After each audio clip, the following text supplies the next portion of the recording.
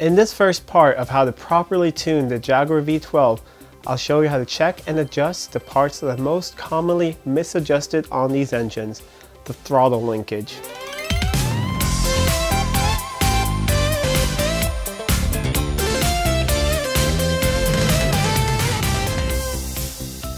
Welcome back to Living with a Classic, and once again we're having a look at Jaguar's glorious V12 engine, and this time I'll be sharing some tips on how to get them to run just right.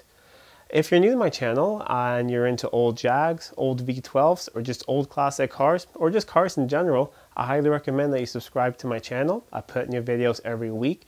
There's a button down below that you can click to subscribe and hit that bell notification. You can also go to my channel and check out all the previous videos on the cars I'm working on right now, which is a Jaguar XJS, an XJ12 Series 2, and a 1966 Jaguar S-Type. But now let's focus on these V12s. When you start tuning them, you might be thinking of, oh, I'll check the ignition first and maybe go through a tune-up. All of that, of course, is very important. And I've gone through changing spark plugs. I've gone through the fuel system on the early engines. We will go through the fuel system on the later engines as well. But there is one thing that almost always is misadjusted and it always gets overlooked. It's the throttle linkage. Here is one side of it. It's basically just a rod that you can adjust, and it's fitted with these ball sockets on both sides. So if you're familiar with the V12 engine, you know what it looks like. There are two rods going over the middle. If you're not, we'll have a look at one in a second. But basically, the Jaguar V12 is two 6-cylinder engines that are running together. They don't have a single throttle body. There's two of them. So it's almost like you're having multi-carbs. So they have a common fuel rail, or the early ones have two fuel rails, but they're connected together, and the injectors run together off one ECU, but there are then two throttle bodies. So imagine if they're out of sync, if they're not opening exactly at the same time. You'll have one side that's running maybe a little rich and one side a little lean, or one side is just right. Because both sides of the engine are getting the same amount of fuel from the injectors and the fuel rail because it's the same fuel pressure, but maybe both sides are opening a little differently. Yes, there are later engines management systems on these cars that are a little bit more advanced that can tell the difference how the banks are running from side to side. But this is still really important to have set up right, because there's only so much that those fuel systems can adjust for errors, and really they shouldn't have to adjust for errors. So I'm going to show you how you only need these two simple tools to do the job. You need a set of feeler gauges, and I like to use a set of vernier calipers just because that way, it's an easy way of checking that the throttle bodies are opening, or the throttle discs are opening at the same time. So now, we'll head on over to my XJ12 Series 2. We'll use that one as a little bit of a guinea pig, like we usually do in these videos. And I'll show you how to check and adjust your throttle bodies and the throttle linkage. Here's an early injected Jaguar V12, known as a pre-HE, but don't worry, if you have the HE, the procedure is exactly the same. So here is the throttle pedestal, here are the rods going off in both directions, and on each side you have a throttle body behind the air filter here. The reason that this procedure is actually more critical on the early engines is because of, on the later ones, you have a larger crossover pipe here that connects the two intakes. But on these earlier cars, that one is a lot smaller, and that's why it's a lot more critical on these engines. But like I said before, it is really critical on all of them. The first step is to remove the air filters so you have access to the throttle bodies in there. Then you disconnect the throttle linkage. This is easily done with a screwdriver, just underneath, and carefully get those out of the way. That makes sure that if these are really tight, that they're not pulling on the throttle bodies and opening them.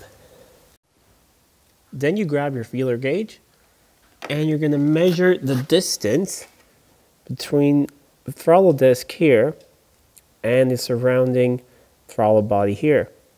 That should be 0.02 of an inch, or 0.05 millimeters. So you can open it up, try and do this with one hand. It's a lot easier with two. There you go. You can set that in there.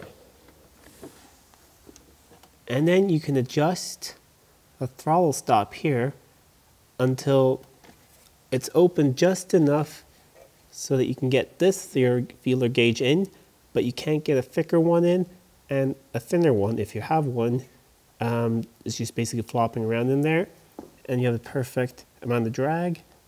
Then you know it's adjusted just right. Once you're happy with it, then adjust the same way on the other side, and when both are done, you can reattach the throttle linkage again. It just pushes into place.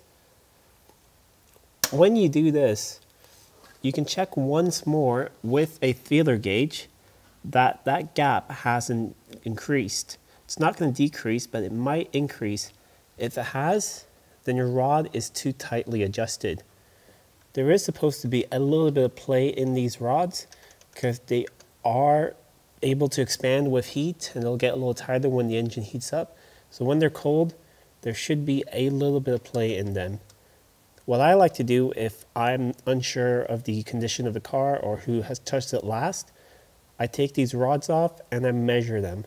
I make sure that they're exactly the same length when I put them on, and that there is a little bit of play, just like this. That's a good way to start in knowing that the rods are the same length. Then if everything else in here is in good condition, theoretically, the two butterflies should open at the same time, but that is a really good place to start. So now I'm going to show you my little trick of seeing that these open at the same time. Because when you read the manual, it just says it's very important that both of them start opening at the same time and that they open the same amount. But I was trying to figure out, how do you measure that? Well, I'll show you.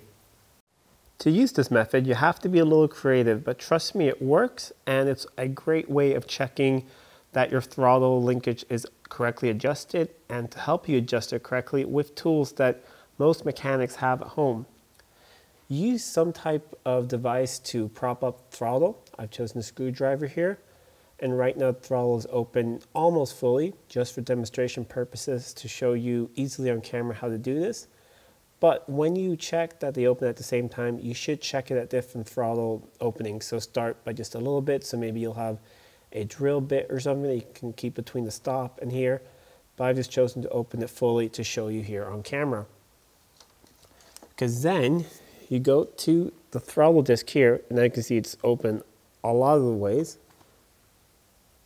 and you grab your set of calipers and you choose a distance that you know is the same on both sides. So let's say between the disc here and the top of the bore there, you know will be the same on the both sides. So you measure that distance and you make sure it's the same on both sides. If it is, you know that at this throttle position, it's adjusted correctly. When the disc is closed a bit more, you need to choose maybe a distance from here until where the disc is, and just check it on both sides. If you've checked a couple positions and you see that they are the same or within maybe a 10th or 100th of a millimeter, then you're fine. You know that everything is adjusted correctly. But let's say that one side is open more than the other, then you slacken off these nuts here and you adjust these rods until both sides are the same. But I found that if everything else is working correctly, nothing is bent here, all the bushings are good, that if you do the method that I told you before, that you measure these two rods and make sure that they're exactly the same length by the millimeter or the thousandths of an inch, and you put them in place and you grease everything up, then 9 times out of 10, I'd say everything is already adjusted correctly and there's going to be no problem at all. But this is just one way of checking that you know everything is working well and that they are opening at the same time. And that's how you check and adjust the throttle linkage on these engines to get them to run just right. This is really critical for them to run right, like I said, because you can have one side running rich and one side running lean. Yes, like I said before, there are later cars that use O2 sensors in both downpipes and are able to tell the difference between the banks. But this is more on the early cars. But on those later cars, like I said, it's also very important to make sure that all of this is set up correctly to get a sweet running engine.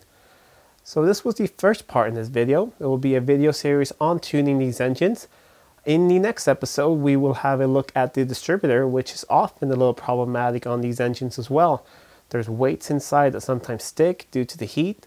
So we'll have a look at how to check your distributor, how to set the timing, both on the pre-HE and on the HE, because it's very different on those engines, how you set your timing. And then we'll also have a look at some other general tune-up things, what you can do to get these to run really sweetly. So until next time, I'm Adam, and this was Living with a Classic. I'll see you soon.